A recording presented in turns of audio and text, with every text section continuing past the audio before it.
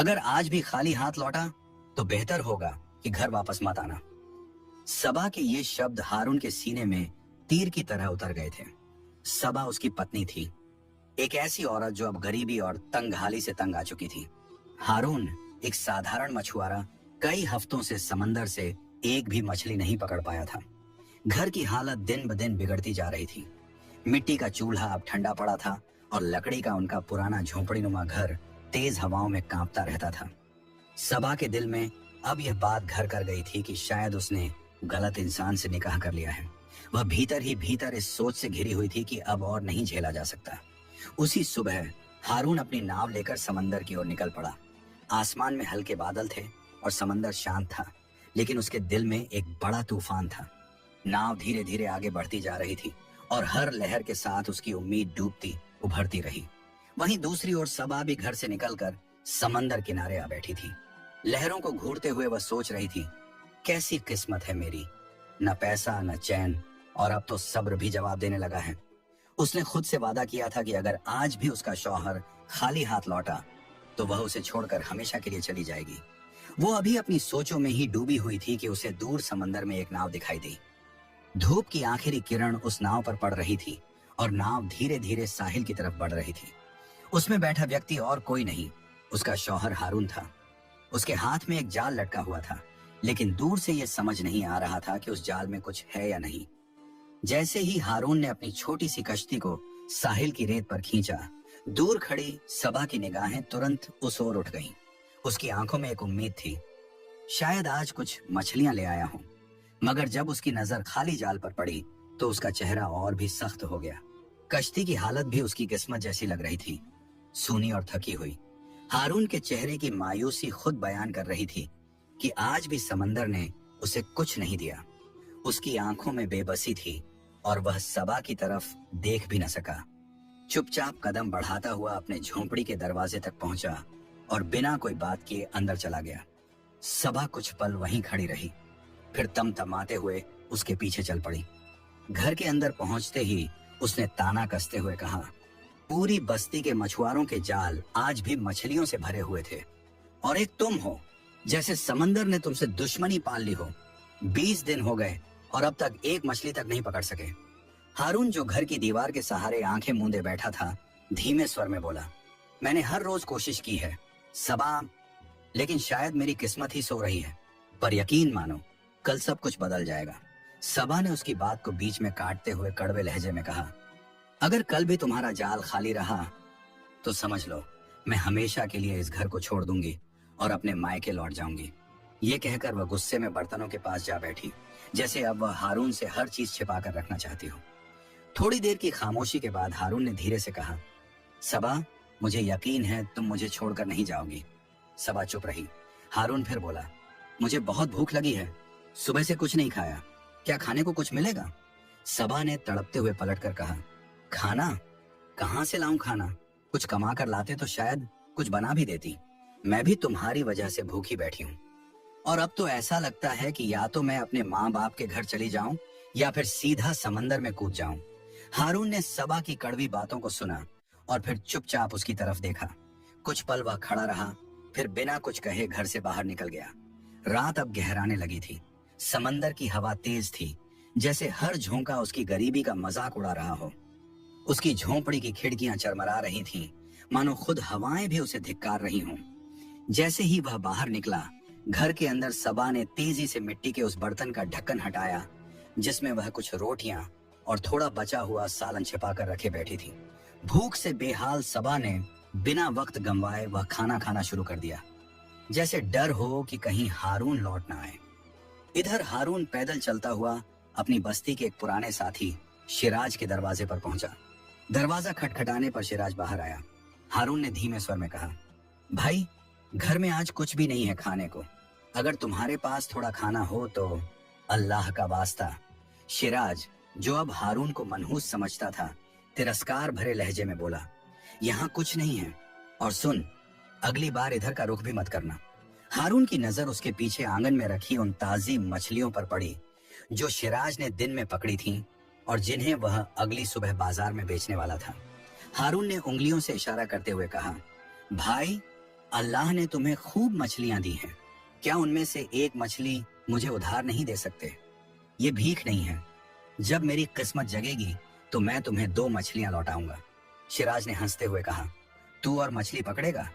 जिस जाल में हफ्तों से कुछ नहीं फंसा, उससे तू मुझे 2 मछलियां देगा? चल हट यहां से। हारून की आंखें झुक गईं। अपमान का घूंट निगलते हुए वह वहां से चुपचाप चला गया। फिर वह बस्ती के एक और घर की तरफ गया, मगर वहां भी उसे झिड़कियों और तानों के सिवा कुछ न मिला। हर दरवाजा उसके लिए बंद होता जा रहा था। आखिरकार थक हार कर हारून समंदर के किनारे आ बैठा। हारून की आंखों में नमी थी। समंदर की लहरें उसकी टांगों से टकरा रही थीं, लेकिन उसका ध्यान कहीं और था। उसने आसमान की ओर देखा। सितारे भी आज उसे धुंधले और दूर लगे। उसकी आंखों से बहते आंसू उसके गालों को भिगो रहे थे और दिल की गहराई से निकली पुकार खुदा तक पहुंचने की कोशिश कर रही थी। ऐ मालिक, वह बुदबुदाया, अगर तू चाहता है तो एक लम्हे में सब बदल सकता है। सबके जाल भर रहे हैं तो मेरा ही खाली क्यों रह जाता है? मैंने क्या कसूर किया है? उसके लफ्ज आहिस्ता आहिस्ता रोने में बदलते चले गए। समंदर की ठंडी लहरें उसके कपड़ों को गीला कर चुकी थीं और उसके भीतर की ताकत भी अब जवाब दे रही थी। वह वहीं रेत पर बैठा रहा, आंखें बंद, सांस भारी। तभी किनारे से गुजरते एक बुजुर्ग की नजर उस पर पड़ी। उनका नाम था आतिफ बाबा। सफेद दाढ़ी, झुकी कमर और हाथ में लकड़ी की छड़ी। वे अक्सर शाम को समंदर किनारे टहलने आया करते थे। उन्होंने पास आकर धीमे स्वर में कहा, बेटा, पानी अभी और चढ़ेगा, यहाँ बैठना खतरे से खाली नहीं है, चलो उठो। लेकिन हारून अपने विचारों में इतना खोया हुआ था कि उसने उनकी आवाज ही नहीं सुनी। आतिफ बाबा ने फिर कहा, बेटा, सब खैरियत है ना? इस बार भी कोई जवाब नहीं मिला। तब उन्होंने धीरे से हारून के कंधे पर हाथ रखा और नर्म लहजे में बोले, अगर कुछ कहना चाहो तो मुझसे कहो। इंसान को हालात से डरना नहीं चाहिए बेटा, तू अकेला नहीं है। हारून ने आंखें खोली और अपने भीगे चेहरे के साथ बस एक सवाल पूछा। आवाज कांप रही थी, कुछ खाने को मिलेगा? आतिफ बाबा मुस्कुराए, जैसे उन्हें यह सवाल सुनकर दुख भी हुआ और अपनापन भी। उन्होंने प्यार से कहा, अगर बात सिर्फ इतनी सी है तो मैं अभी आया। यह कहकर वे लौट गए। हारून वहीं साहिल पर बैठा रहा, आंखें बंद करके सोच में डूबा। थोड़ी ही देर में आतिफ बाबा वापस लौटे। हाथों में एक छोटा सा थाल था जिसमें कुछ गर्म दाल, एक सब्जी और 3 रोटियां थीं। लो बेटा, थोड़ा सा खाना है, इससे भूख मिट जाएगी, उन्होंने कहा। खाना देखकर हारून की आंखें फिर भर आईं। उसने कांपते हुए हाथों से वह थाल लिया और सिर झुकाकर बुजुर्ग का शुक्रिया अदा किया। बिना कोई और बात किए वह तेज कदमों से अपने घर की ओर चल पड़ा, जैसे अब उसमें फिर से थोड़ा सा हौसला लौट आया हो। जब हारून खाने का थाल लेकर घर पहुंचा तो उसने मुस्कुराते हुए सबा से कहा, देखो, कुछ खाने का इंतजाम हो गया। सबा, जो पहले ही अपना पेट भर चुकी थी, चुपचाप थाल की ओर बढ़ी। 3 रोटियों में से उसने 2 अपने लिए अलग रख ली और साथ में सालन का बड़ा हिस्सा भी। हारून के हिस्से में एक रोटी, थोड़ी सी दाल और थोड़ी सब्जी बची, मगर हारून ने कुछ नहीं कहा। उसे उसी में सुकून मिला। भूख तो थी, लेकिन संतोष उससे बड़ा था। खाना खत्म करते ही वह थककर बिस्तर पर लेट गया। आज वह जल्दी सो गया क्योंकि उसने तय कर लिया था कि सुबह की पहली किरण के साथ वह फिर से समंदर की ओर जाएगा, अपनी किस्मत को एक और मौका देने। अगली सुबह का नजारा कुछ अलग था। आसमान गुलाबी रंगों से नहाया हुआ था और समंदर की लहरें किनारे से टकराकर कोई पुरानी सी धुन गा रही थी। लगता था जैसे सब कुछ कुछ कह रहा हो, कुछ बदलने वाला है। हारून अपनी पुरानी चरमराती कश्ती लेकर निकल पड़ा। आज वह उस जगह गया जहां जाने से वह हमेशा डरता था। समंदर के भीतर का गहरा और भयंकर इलाका, जहां लहरें ऊंची और लहराती थीं और शार्क जैसी खतरनाक मछलियां तैरती थीं। उसकी कश्ती उस इलाके के लिए बनी नहीं थी, लेकिन आज उसका इरादा मजबूत था। उसने अपने डर को पीछे छोड़ दिया, सबा के लिए, उस घर के लिए जिसे वह बचाना चाहता था। हारून ने जाल उठाया और बिना झिझक के समंदर के गहरे पानी में फेंक दिया। उसके दिल में एक ही बात गूंज रही थी, या तो आज मछली मिलेगी या फिर ये समंदर उसे लील लेगा। कल रात सबा की बातें उसके कानों में गूंज रही थी। तुम्हारे साथ रहने से अच्छा है मैं अपने माँ बाप के घर लौट जाऊं या समंदर में डूब मरूं। और फिर वो भी, अगर कल भी तुम्हारा जाल खाली रहा तो मैं हमेशा के लिए इस घर को छोड़ दूंगी। इन बातों का बोझ आज उसकी सांसों पर भारी था, लेकिन आज वह समंदर से खाली नहीं लौटना चाहता था, चाहे उसके लिए उसे अपनी जान ही क्यों ना दांव पर लगानी पड़े। हारून अपनी कश्ती में बैठा जाल को गहरे पानी में फेंककर बेसब्री से किसी हलचल का इंतजार कर रहा था। उसका दिल बार बार यही सोच रहा था, अगर आज भी खाली हाथ लौटा तो सब कुछ खत्म हो जाएगा, सबा सच में चली जाएगी। यह ख्याल उसके भीतर इस कदर घर कर चुका था कि अब उसे न तो समंदर की गहराइयों से डर लग रहा था, न ही मौत का खौफ बाकी रह गया था। अब उसकी जिंदगी का सिर्फ एक मकसद था, किसी भी तरह एक मछली पकड़ना। घंटे बीत गए। सूरज अब आसमान के सबसे ऊंचे बिंदु पर था और अपनी तपिश से जैसे समंदर को भी उबाल रहा था। लहरें चमक रही थीं, लेकिन हारून का जाल अब भी वैसा ही सूना पड़ा था, जैसे कोई उसे देखकर हंस रहा हो। करीब 3 बज चुके थे। हारून की निगाह अचानक समंदर में दूर एक दूसरी कश्ती पर पड़ी। उसे लगा जैसे वह किसी जान पहचान वाले को देख रहा हो। कुछ ही देर में पहचान साफ हो गई। वह शख्स कोई और नहीं, शिराज था। हाँ, वही शिराज जिसने बीती रात हारून को ताने मारकर अपने घर के दरवाजे से लौटा दिया था। आज वह फिर समंदर में आया था। सुबह अपनी मछलियां बेच चुका था और अब दोबारा शिकार की तलाश में था। उसकी बड़ी मजबूत और सजी समरी कश्ती दूर से ही शानदार लग रही थी। उसमें बैठे शिराज के पास महंगे जाल, पक्के हुक और हर वो चीज थी जो एक कामयाब मछुआरे के पास होनी चाहिए। जब हारून उसकी कश्ती के पास से गुजरा तो उसने देखा कि शिराज की नाव मछलियों से भरी पड़ी थी। उसके जाल में अब भी मछलियां फंस रही थीं, जैसे समंदर उससे खुद खुश हो। शिराज उन्हें एक एक कर बाहर निकाल रहा था और संतोष के साथ मुस्कुरा रहा था। शायद शिराज ने हारून की मौजूदगी को महसूस कर लिया था, क्योंकि लौटते वक्त उसने जानबूझकर अपनी कश्ती में रखी एक बेहद बड़ी मछली को उठाकर दिखाया। एक ऐसी मछली जिसकी कीमत इतनी थी कि बेच देने पर पूरे महीने की जरूरतें पूरी हो सकती थी। उसकी नजरों में एक तरह का घमंड था और हारून की आंखों में वही पुरानी झलक, तन्हाई, तिरस्कार और एक न मिटने वाली उम्मीद। शिराज की भरी हुई कश्ती का मंजर देखकर हारून का दिल अंदर से टूटने लगा। उसे लगने लगा कि जैसे खुदा ने भी अब उससे मुंह मोड़ लिया है। मन ही मन उसने मान लिया कि आज भी वह खाली हाथ ही लौटेगा। सूरज ढलते ढलते अंधेरा घिरने लगा था और हारून उदासी की चादर ओढ़े अपनी पुरानी नाव को साहिल की ओर खींच लाया। जब वह घर के दरवाजे तक पहुंचा तो उसका दिल जोर जोर से धड़कने लगा। उसे डर था कि कहीं सबा सच में उसे छोड़कर चली न गई हो। उसने धीरे धीरे दरवाजा खोला और उसकी सांस कुछ धीमी हुई जब उसने देखा कि सबा अभी भी घर में ही थी। घर के अंदर जाते ही हारून ने अपनी थकी आवाज में झूठ बोलते हुए कहा, आज किस्मत बहुत करीब आई थी। एक बड़ी मछली मेरे जाल में फंस गई थी, लेकिन कश्ती तक लाते हुए वो फिसल कर फिर समंदर में चली गई। कल यकीनन पकड़ लूंगा। सबा जो अपने बिस्तर पर लेटी थी चुपचाप उसकी बात सुनती रही, मगर उसकी आंखों में अब न कोई उम्मीद थी न कोई सवाल। उसने कुछ भी नहीं कहा। हारून ने एक गिलास में पानी भरा और उसे पीने से पहले सबा की ओर देखा। धीमे स्वर में बोला, मैं जानता था तुम मुझे छोड़कर नहीं जाओगी। मैं हार मानने वालों में से नहीं हूं सबा। देखना, अच्छे दिन बहुत जल्द आएंगे। मगर हारून को यह नहीं पता था कि सबा के मन में अब उसकी कोई जगह नहीं बची थी। वह अब अपने फैसले पर पूरी तरह अडिग थी। उसने अपने कपड़े, जरूरी सामान और कुछ रुपए एक पुराने संदूक में रख दिए थे। वह बस रात के गुजरने का इंतजार कर रही थी ताकि सुबह की पहली ट्रेन से अपने मायके लौट जाए। हारून इस सच्चाई से अनजान था। उसे लग रहा था कि चाहे वह मछली न पकड़ पाया हो, लेकिन सबा का साथ अब भी उसके पास है। यही सोच उसे तसल्ली दे रही थी। अगली सुबह जैसे ही आसमान हल्का होने लगा, हारून एक बार फिर उसी जगह गया। वही समंदर किनारा जहां कल उसे वह बुजुर्ग मिला था जिसने उसे खाना दिया था। मगर आज उस जगह पर सन्नाटा था। न वो बुजुर्ग थे, न कोई निशान। हारून इधर उधर देखने लगा। उसकी नजरें बार बार साहिल के उस कोने पर टिकती जहां कल किसी ने उसका पेट भरा था। उसके होंठ बुदबुदाए, अगर आज बाबा नहीं आए तो मैं सबा के लिए खाना कैसे ले जाऊंगा। समय बीतता गया। रात गहराने लगी। आसमान पर तारे थे। हवा में ठंडक बढ़ने लगी और लहरों की आवाज और तीव्र होती चली गई।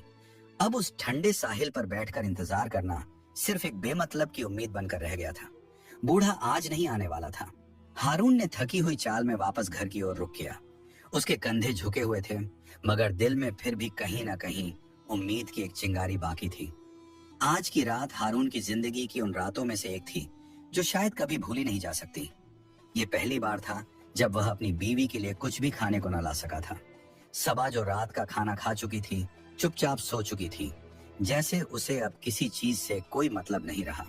वहीं हारून घर के एक कोने में बैठा भीगी आंखों के साथ उन खाली बर्तनों को देख रहा था जिन्हें कभी सबा बड़े प्यार से सजाया करती थी। उम्मीद से उसने बर्तनों को टटोलना शुरू किया। शायद कहीं कुछ बचा हो, कोई एक निवाला ही मिल जाए। तभी उसकी नजर एक पुराने ढंके हुए पत्तल पर पड़ी जिसे किसी बर्तन के नीचे छिपा कर रखा गया था। उसे खोलते ही हारून की आंखों में हल्की सी चमक आ गई। उसमें थोड़े से पके हुए चावल रखे हुए थे। उसकी रूह जैसे जाग उठी। खुशी से वह कह बैठा, सबा देखो, चावल। लेकिन ये कहते ही उसकी जुबान रुक गई। वो समझ गया था ये चावल उसी की बीवी ने उससे छुपा कर रखे थे। अब सवाल ये था कि जब घर में कुछ था ही नहीं तो ये चावल आए कहां से। कुछ देर सोचने के बाद उसे याद आया, लगभग 1 महीना पहले जब किस्मत ने उसका साथ दिया था और वह एक मछली पकड़ लाया था, तब उसने वही बेचकर चावल खरीदे थे। उसके बाद तो जैसे किस्मत ने उस पर दरवाजा ही बंद कर दिया था और चावल घर में फिर कभी नहीं बने। अब उसे समझ आया कि ये वही चावल थे जिन्हें सबा ने अपने लिए बचा रखा था। हारून को इससे कोई गुस्सा नहीं आया, बल्कि एक सुकून सा महसूस हुआ। कम से कम सबा आज भूखी नहीं सोई। फिर उसने उन बचे हुए चावलों को उठाया और धीरे धीरे खा लिया। ये वही चावल थे जिन्हें सबा अपने लिए छिपाकर सो गई थी और अब वही हारून का सहारा बने। आधी रात को समंदर का पानी अक्सर और भीतर तक आ जाता था। आज भी लहरें उनके लकड़ी के झोंपड़े के पास तक पहुंच चुकी थी। हवा में अचानक ठंडक बढ़ गई थी, जैसे सर्दी बिना दस्तक दिए आ गई हो। हारून ने कांपते हुए एक पुरानी चादर ओढ़ी और बिस्तर पर लेट गया। खिड़की के पार समंदर की लहरें एक के बाद एक आ रही थी, लौट रही थी। वह उन्हें चुपचाप देखता रहा, सोचता रहा, आज मैं सुबह से भूखा था और सबा ने वो चावल भी मुझसे छिपा लिए। फिर भी न जाने क्यों शिकायत नहीं हो रही। शायद मोहब्बत का यही रंग होता है। इन्हीं उलझी सोचों में वह आंखें मूंदे कब नींद में डूब गया, उसे खुद भी खबर न रही। समंदर के किनारे सुबह दस्तक दे चुकी थी, मगर यह कोई आम सुबह नहीं थी। आज का दिन वो मोड़ लेकर आया था जो हारून की जिंदगी की दिशा बदलने वाला था, और शायद उन सबके लिए एक सबक भी जो अपने शौहरों का साथ उनके बुरे वक्त में छोड़ देते हैं। ये वही सुबह थी जो पर्दा उठाने वाली थी उस सच्चाई से जिसे हारून अब तक देख नहीं पाया था। भोर की पहली किरण के साथ ही हारून उठ खड़ा हुआ। उसका इरादा आज भी वही था, समंदर से रोजी तलाशना। उसने एक नजर सोती हुई सबा पर डाली, शायद जिंदगी में आखिरी बार। मगर उसे ये पता न था कि सबा अब उसकी जिंदगी से हमेशा के लिए दूर जाने वाली है। हारून चुपचाप घर से निकल गया और अपनी कश्ती के पास पहुंचा। वो लकड़ी की जर्जर कश्ती जो उसकी मेहनत, उसकी उम्मीद और उसकी तन्हाई की गवाह थी। आज हारून कुछ अलग करने की सोच रहा था। वो समंदर में और आगे जाना चाहता था, वहां तक जहां अक्सर मछुआरे जाने से डरते हैं। इसलिए वह अपनी कश्ती को ध्यान से देख रहा था कि क्या वह इस खतरे को सह सकेगी। उधर घर में सबा भी जाग चुकी थी, लेकिन अब वो उस घर की नहीं रही थी। उसने अपने छोटे से संदूक को उठाया, दरवाजा खोला और उस जिंदगी से बाहर निकल पड़ी जिसे वह अब बोझ समझने लगी थी। वह रेलवे स्टेशन की ओर बढ़ गई, पीछे कुछ भी न देखती हुई। आज वह अपना घर, अपना रिश्ता और अपना शौहर सब कुछ छोड़ आई थी। इधर सूरज अब पूरी तरह निकल आया था। हारून ने अपनी कश्ती समंदर में उतारी और गहराइयों की ओर बढ़ चला। जब वह दूर तक निकल आया तो उसने अपने जाल को समंदर की लहरों में डाल दिया। हाथों में जाल की डोर थी, आंखों में एक आखिरी उम्मीद। हर बार की तरह वह चुपचाप इंतजार करने लगा, लेकिन तभी कुछ अलग हुआ। जाल हिलने लगा, डोर भारी होती जा रही थी। हारून ने आश्चर्य से देखा, फिर धीरे धीरे जाल को खींचना शुरू किया। जैसे ही जाल पानी से बाहर आया, उसकी आंखें हैरत से चौड़ी हो गईं। जाल में एक बड़ी मछली फंसी थी और उसके साथ उसके छोटे छोटे नन्हे बच्चे भी। पहली बार हारून ने किसी मछली की आंखों में वो गहराई देखी, जैसे वह मछली उससे कुछ कहना चाहती हो। उसकी आंखों में एक अजीब बेचैनी और विनती थी। छोटे मछलियों के बच्चे जाल में फंसे हुए थे, तड़पते हुए, अपनी मां के चारों ओर मंडराते हुए। वो जैसे उसे बचाने की कोशिश कर रहे थे, मगर लाचार थे। हारून का दिल पसीज गया। उसने धीरे धीरे जाल को खोला और एक एक करके उन बच्चों को समंदर में छोड़ दिया। बच्चे जैसे ही पानी में लौटे तुरंत अपनी माँ के चारों ओर तैरने लगे, मानो फिर से जिंदगी उन्हें मिल गई हो। मगर माँ अब भी जाल में थी। हारून अब सब कुछ समझ चुका था। उस मछली की आंखों में, उसके बच्चों की बेचैनी में उसे पूरी कहानी साफ दिखाई दे रही थी। मगर सच्चाई जानने के बावजूद वह असमंजस में था। आज वह खाली हाथ लौटने का खतरा नहीं उठा सकता था। उसके घर में पहले से ही फाके चल रहे थे और सबा शायद अब और कुछ बर्दाश्त करने को तैयार नहीं थी। इसलिए उसने दिल पर पत्थर रखकर जाल को पूरी तरह खींच लिया। बड़ी मछली अब कश्ती में थी, बुरी तरह तड़पती हुई। कश्ती के इर्द गिर्द उसके मासूम बच्चे पानी में इधर उधर तैरते हुए उसे देख रहे थे, जैसे मछली की दुनिया उजड़ चुकी हो। उनकी आंखों में एक अजीब सी मासूमियत थी, जैसे वो अपने माँ को वापस मांग रहे हों। हारून उन्हें देख रहा था, अंदर से टूटता जा रहा था। मगर फिर उसका मन कहता, अगर आज इसे छोड़ दिया तो कल मैं खुद भी शायद भूख से दम तोड़ दूं। आज जो जाल में है वही मेरी जिंदगी की आखिरी उम्मीद है। ये मछली काफी बड़ी थी, इतनी कि अगर बेच दी जाती तो पूरा महीना आराम से गुजर सकता था। हारून ने एक बार फिर जाल में फंसी उस मछली की ओर देखा। उसके शरीर पर पानी की बूंदें लहरों की तरह फिसल रही थीं। वहीं उसके बच्चे अभी भी हारून की कश्ती के साथ तैर रहे थे, जैसे वो अपनी माँ की रिहाई के लिए मिन्नतें कर रहे हों। उसने आंखें बंद की और फिर एक गहरी सांस ली। अगले ही पल उसने उस तड़पती मछली को उठाया और समंदर की ओर फेंक दिया। पानी में गिरते ही मछली तेजी से तैरने लगी। हारून की आंखों से आंसू निकल पड़े। उसने कांपती आवाज में कहा, जा, तुझे तड़पते हुए नहीं देख सकता। जा, अपने बच्चों के पास लौट जा।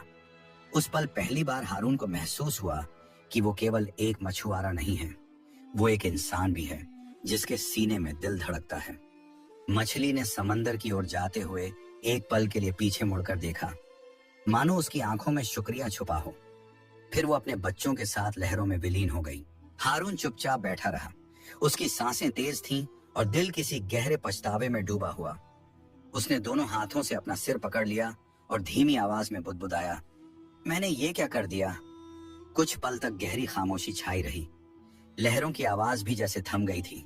फिर एक ठंडी सांस लेते हुए वह खुद से बोला, अगर आज मुझे कुछ हासिल नहीं हुआ तो क्या, कम से कम वो मछली और उसके बच्चे आज जिंदा हैं, एक साथ हैं, खुश हैं। ये कहते ही उसने अपनी पीठ कश्ती के किनारे से टिका दी और आंखें बंद कर ली। उसकी थकान, भूख और अकेलापन मिलकर उसे किसी अनजानी खामोशी में डुबो रहे थे। अचानक छपाक, कश्ती से कोई चीज टकराई। हारून ने चौंक कर आंखें खोली और झुककर पानी में झांका। समंदर की लहरों के बीच कुछ हल्का सा चमक रहा था। वह ध्यान से देखने लगा। थोड़ी देर में समझ आया, वह एक छोटा सा सुनहरा टुकड़ा था, सोना।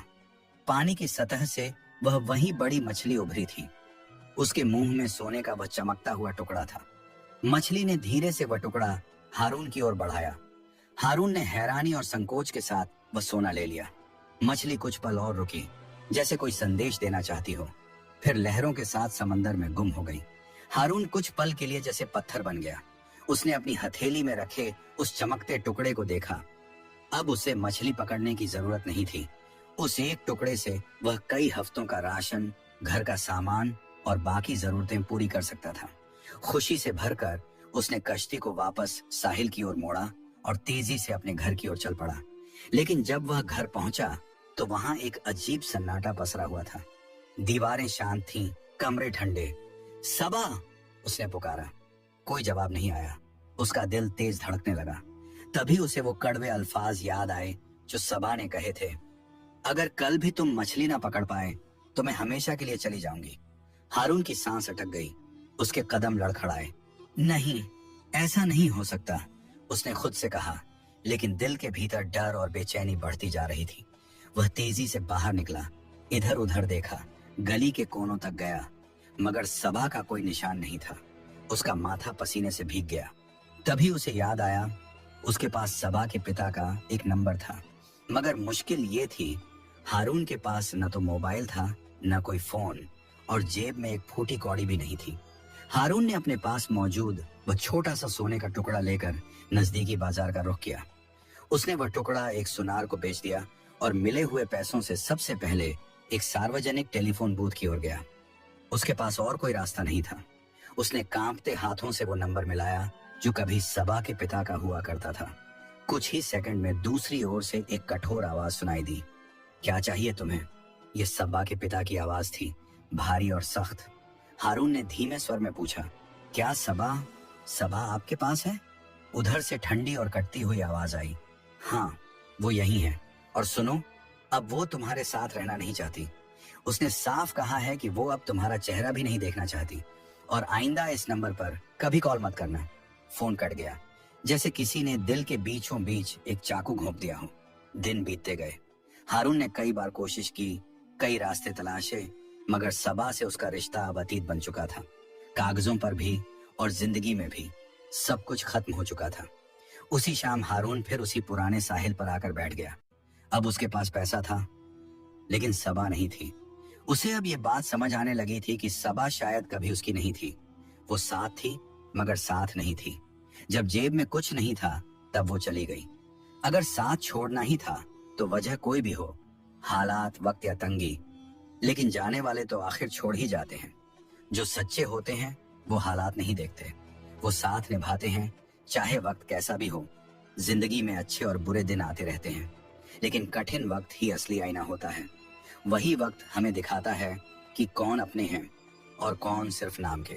जो बुरे समय में साथ छोड़ जाएं, वो कभी अपने थे ही नहीं, और जो उस अंधेरे में भी हाथ थामे रहे, बस वही हमारे असली अपने होते हैं।